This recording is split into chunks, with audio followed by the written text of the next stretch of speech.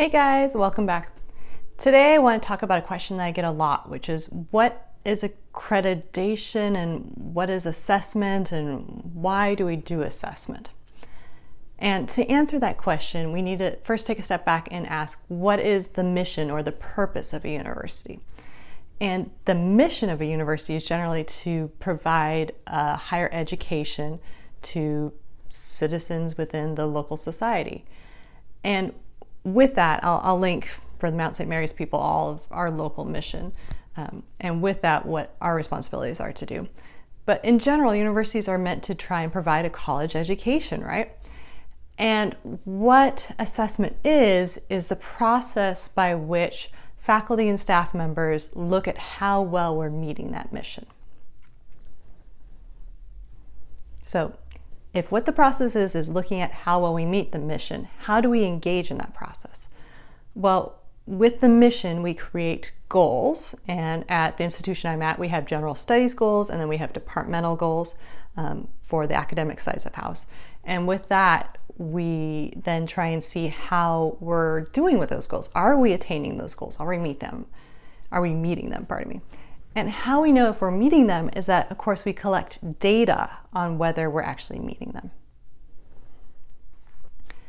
An assessment is different than grades because grades are a reflection of the accumulation of an individual student's learning over the course of the time. Whereas what assessment is it's a kind of a snapshot. How well are we doing at meeting this particular goal? So for example, a common goal for many institutions is to have some sort of written fluency. Good thing I didn't use the oral example, huh? Oral fluency. Well, to have written fluency, we would go ahead and look at student work and we would see how well are they writing. And we would have a standardized way of doing that. Typically at the institution I'm in, we use rubrics, but other institutions use standardized tests. And with that, then we see, are the students meeting the goals that we want them to meet? Or do we have some more work to do realistically to improve teaching and learning at our institution? So with that in mind, you might be asking, well, what does an individual faculty member have to do with assessment?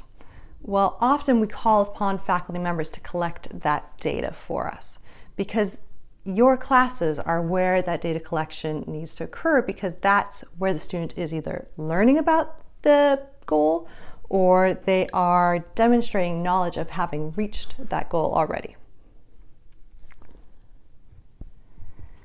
The other question you might be asking is, how is assessment related to accreditation?